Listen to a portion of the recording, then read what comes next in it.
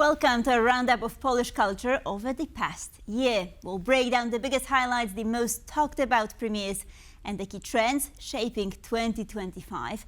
And I won't be doing it alone. I'm joined by my incredible producer, Karolina Shapland, to unpack everything you need to know. So let's get into it. Hello and welcome, Karolina. Delighted to have you with us. Oh, it's a pleasure. So let's start with the most obvious event, the 19th International Chopin Piano Competition. Well, yes, in some ways you can say this year was a Chopin year. This was such a huge event, mostly thanks to the social media. Because if you remember, the last piano competition was unfortunately overshadowed by the COVID pandemic, but this I think we can see what social media, what type of a buzz they can create around a classical music event. And it's not just about who won this year, but it's about people who didn't win. Did you have your favorites this year? Of course, I kept my fingers crossed for Polish candidates, aside from David Krikuli, who was also our guest here, and he was quite incredible, from Georgia. But as you've mentioned, the event was quite controversial. So what's the controversy here? I think the controversy first was that in the end, for many people, especially here in Poland, the fact there were no Polish pianist right at the top of the podium was a bit of a sore point, but also the fact that the main, as you've mentioned, the main audience's favorite got nowhere near. And, you know, let's not forget, it's not just the gold, the silver and the bronze medals. There were so many events, and David Krikuli, whom you've mentioned, was one of the audience's favorite, and he just went with nothing. But I think luckily for our audience, all around Poland, you will be able to watch these incredible pianists as they continue to tour around Poland. But 2025 was not only about Chopin, so what other key events took place this year? Well, for me, Poland became the festival mecca of Europe. And I don't know whether Poles are doing it better than any other countries, or is it simply a matter that they are pretty cheap in comparison to UK or Spain. You know, the weather was a bit iffy this summer. However, the festival season was amazing. It started at the end of May with Orange Festival in Warsaw, and I think it's something our viewers might want to keep in their mind for next year, because it's a fabulous little festival that kind of starts the season, and you can see all the major acts in Warsaw. You don't have to travel anywhere. Then you have the big, the beast of the open air festival.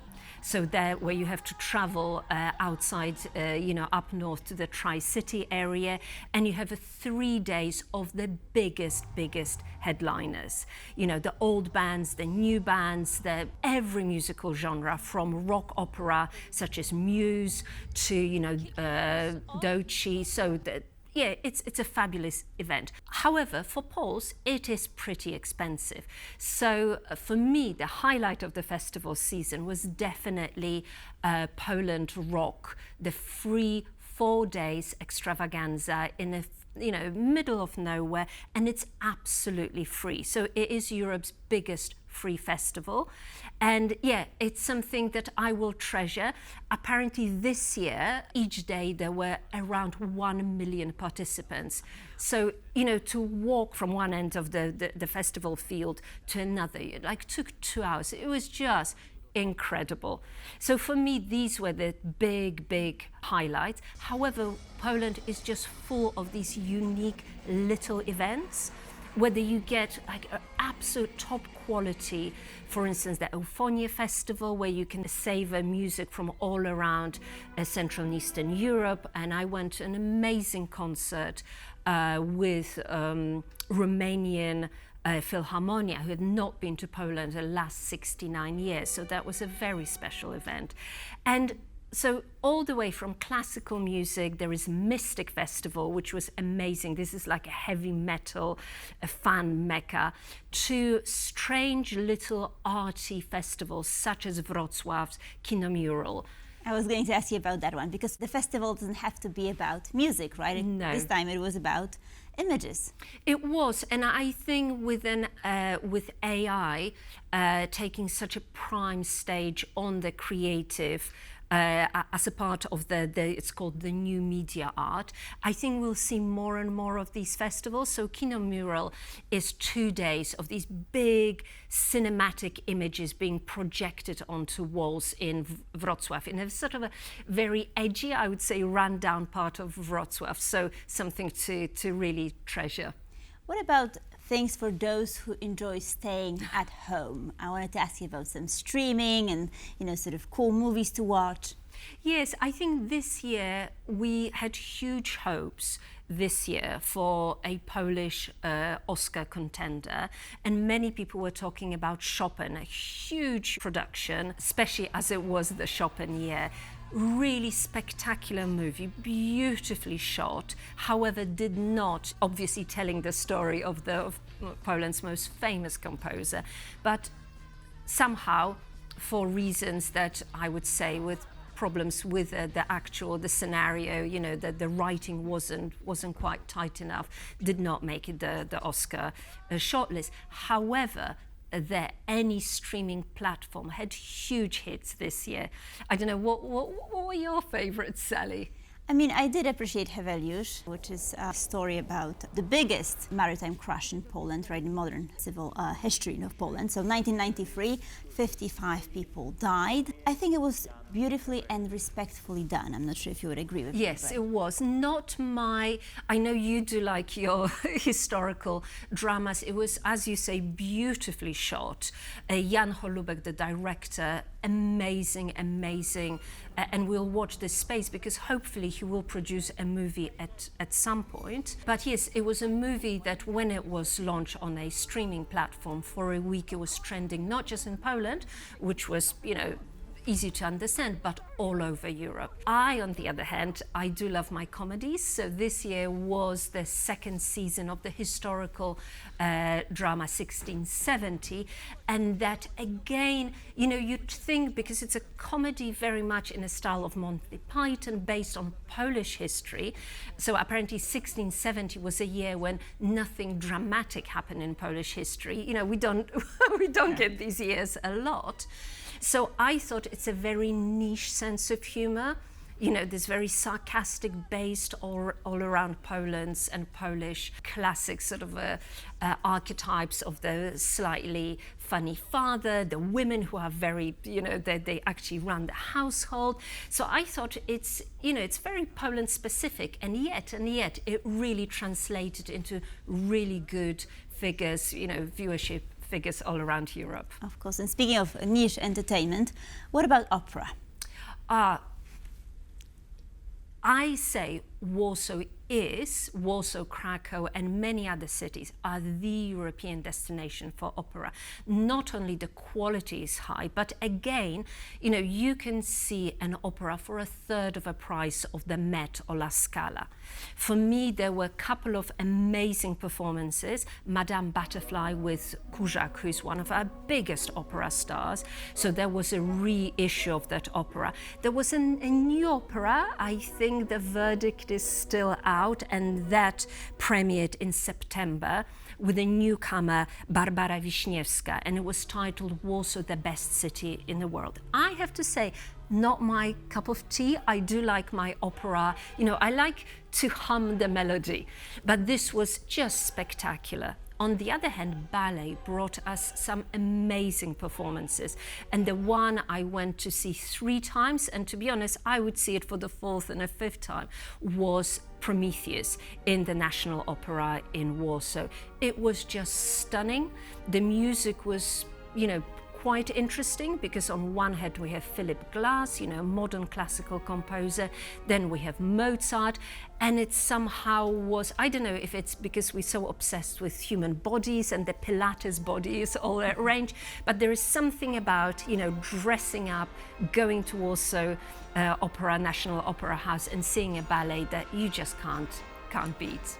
And Patryk Walczak, the soloist, was our guest. Someone is into ballet, definitely they could check out that talk as well. Now, on a more solemn note, we actually had to say goodbye to a number of outstanding artists this year. Yes, and unfortunately, right before the holiday season, we saw the passing of Urbaniak, probably one of our most famous jazz musicians. Again, you know, nobody, I think, for a long time reached such high level of especially American recognition. Michał Urbaniak played with Miles Davis on his record Tutu. We also saw sort of a more famously here in Poland, Sojka, another jazz artist, and my favorite, and I was really sad she passed away, Magda Umer, who's again very much of a Polish way of expressing your emotions through singing poetry, very uniquely Polish, and very sad to see her go. And she did perform songs by Agnieszka Osiecka, who is of course, yes, she did. Who was a very well-known songwriter here in Poland. Now, looking into next year, at the start of next year, what events are there to look forward to? Well, I will be checking out what the National Opera will produce, because let's not forget, after more than 20 years, the National Opera and Ballet has a new executive director. And all the productions we've seen so far were really designed by his predecessor, Waldemar Dąbrowski.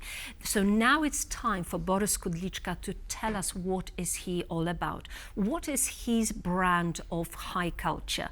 And there will be a huge show based on a Blade Runner. So it's unfortunately all sold out, but we'll see what is his style, what is his aesthetics. So, you know, that's a big thing. And as soon as the tickets for big festivals are out there, you know, we need to just grab these hot tickets. It seems like a very unique new take on opera. But last one thing that we did not cover, exhibitions. What are some of the most remarkable exhibitions that perhaps some of them are still available to some of the Yes, viewers? well, 2025 was the year of Olga Boznańska. This very sort of almost an impressionistic, modernistic female painter, and female painters are very fashionable. And for one or other reasons, we had at least 4, if not 5 exhibitions around Boznańska throughout Poland. So each big city, Krakow, Warsaw, Gdańsk had their own Boznańska exhibition. I think I've reached some oversaturation with Boznańska. I don't know whether the paintings are just a little bit too depressing for my liking. So what I did enjoy more was the Chełmoński exhibition. And that was a proper blockbuster. You know, you had many rooms just filled with these energetic, very realistic paintings of Polish countryside, the horses, the peasants. It was just such an uplifting experience. And especially from coming, you know, moving to Poland after many years outside of Poland, to see queues of people just going all around the block to see classical painting, you know, that's really something. So unfortunately, that Chełmoński is old finished, but what you still can see is definitely the Museum of Modern Art, the Women Question, and that is another blockbuster. It's a must-see. I had a chance to see that one, and I must agree with you, it is very, very unique. Close to 200 works of art, right? Absolutely. You know, we don't, it is quite a new thing on a Polish, you know, cultural scene to have an exhibition that collects many different artists, not just from Polish collections. So what makes this exhibition so special, that we've got Artemisia Gentileschi, a painting brought to us from Germany on a loan, you know, many very, very special female artists. You know, what a joy to just go to a museum and see every room just full of young people enjoying art. Of course, so a woman question, that will be a recommendation for 2025, Absolutely. a must-see. Karolina Shapland, thank you so much for joining us, much appreciated. It's a pleasure. And thank you for watching Pulse of Culture. Please stay tuned for more here on TVP World.